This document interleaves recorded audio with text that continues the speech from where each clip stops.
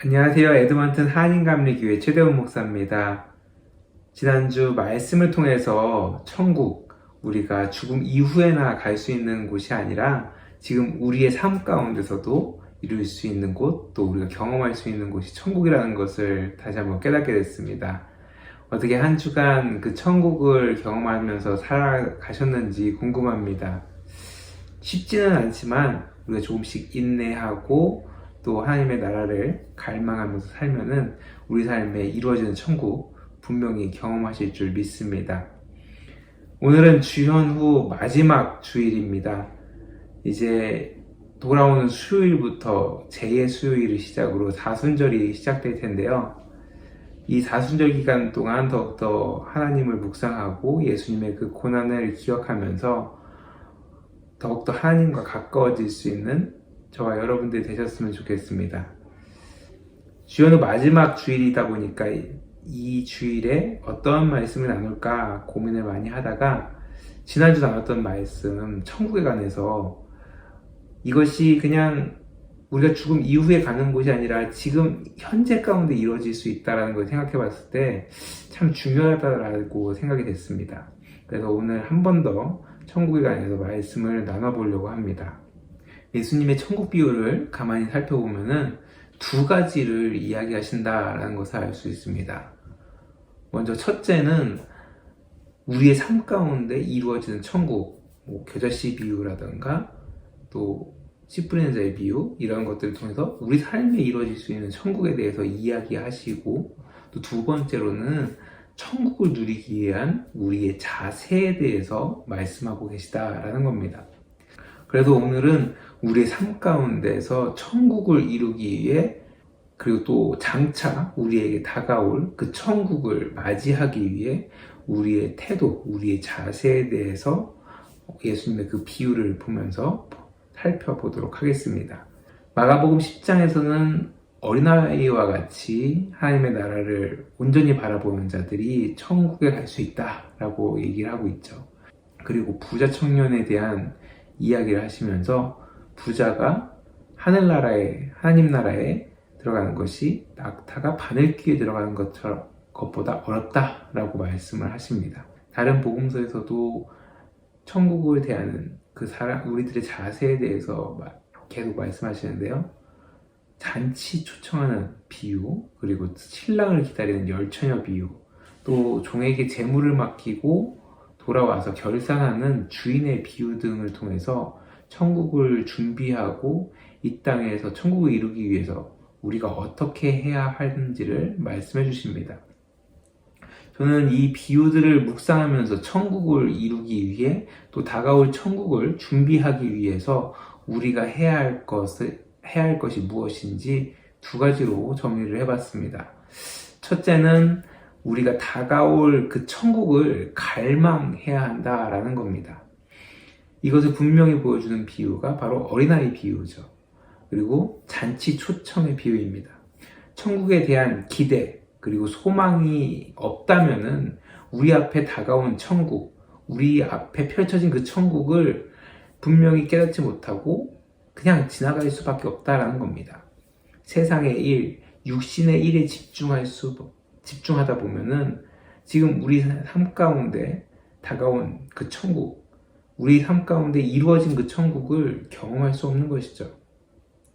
어린아이와 같이 소망하고 갈망하고 바라보는 우리의 자세, 그리고 잔치 초청에 비유해서 이야기하듯이 그 잔치가 열렸지만 그 잔치 가운데 그 잔치의 맛을 모르는 사람들은 각자 자신의 바쁜 일상 때문에 그 잔치에 가지 않습니다. 밭을 갈러 가야 되고 또 결혼을 해야 되기 때문에 그것 때문에 못 가고 이렇게 얘기를 하면서 그 잔치에 가지 않죠. 하나님의 나라, 그 천국에 가는 것, 천국도 마찬가지라는 겁니다. 천국이 우리 눈앞에 펼쳐져 있지만 그것에 대한 소중함, 그것에 대한 귀중함을 우리가 깨닫지 못한다면, 그것에 대한 갈망이 없다면 우리 앞에 펼쳐진 그 천국을 우리는 너무 쉽게 지나칠 수밖에 없고 놓칠 수밖에 없다는 겁니다. 그래서 우리는 그 천국에 대한 소망, 갈망을 갖고 지금 이 땅에서 살아가야 한다는 것이죠.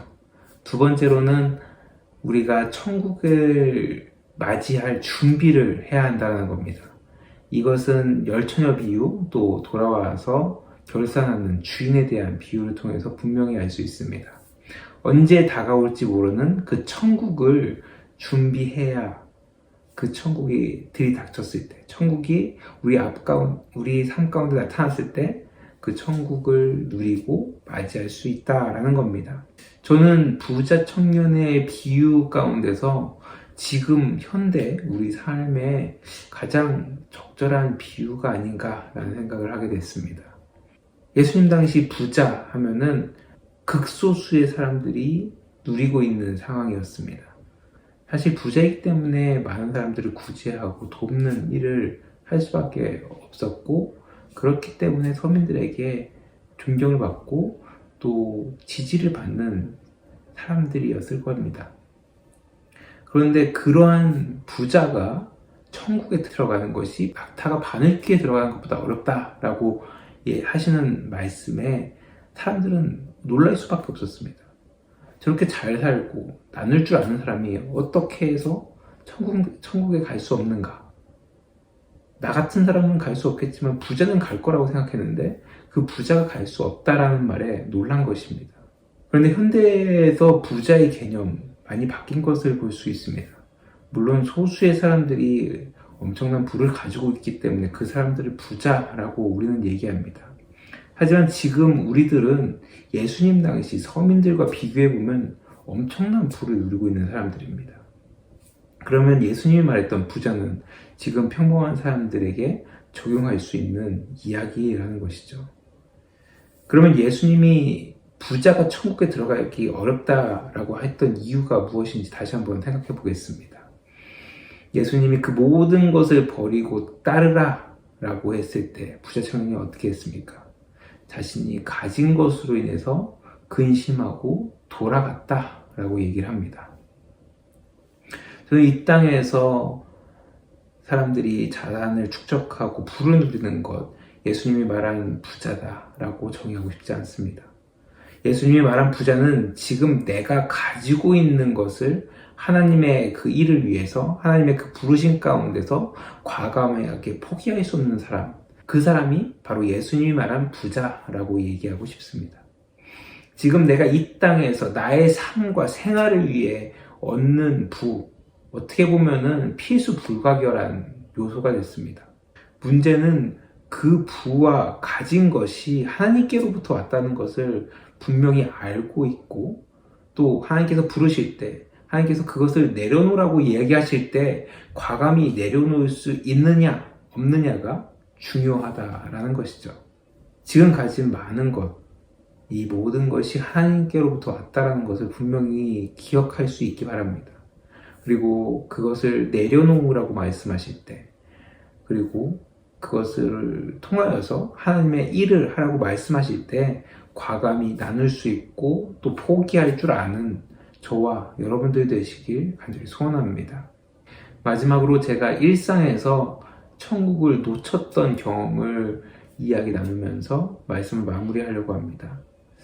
저는 에드먼튼에 와서 지금 일을 하고 있습니다. 일 특성상 운전을 좀 많이 합니다. 하루에 거의 한두 시간 이상은 이제 운전을 하고 있는데요.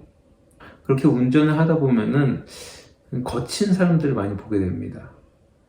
7년 전에 제가 에드먼튼에서 운전할 때는 정말 답답할 정도로 느렸습니다. 근데 느리지만 그래도 친절했고 또 양보도 잘했습니다. 그런데 요즘은 이민자들이 많아서 그런지 운전이 참 거칠어졌다라는 것을 느낍니다. 어느 날은 제가 운전을 하고 가다가 앞에 신호가 이제 바뀌어 가는데 움직이지 않고 있는 차량이 앞에 있었습니다. 그래서 빨리 움직이라고 이제 알려주기 위해서 크락션을 울려줬죠. 그랬더니 이제 앞으로 쭉 가면서 저를 향해서 이제 손가락으로 욕을 하는 겁니다. 순간 너무 황당했습니다. 제가 뭐 잘못한 것도 아니고 지금 빨리 이동해야 넘어갈 수 있기 때문에 알려준 건데, 그걸 보면서 고마워하지 못할 망정 오히려 제가 뭐 크락션을 크게 울린 것도 아니었습니다. 그렇게 욕을 하면서 가는 그 차량을 보면서 너무 화가 났습니다. 뭐 길이 바로 갈려지면서 이제 그 차와 멀어지긴 했지만 그 차로 인해서 정말 마음이 되게 불편했습니다. 이제 목적지에 도착해서 가만히 생각해 보니까 제가 말씀을 나눴던 그 천국에 관한 말씀이 떠올랐습니다.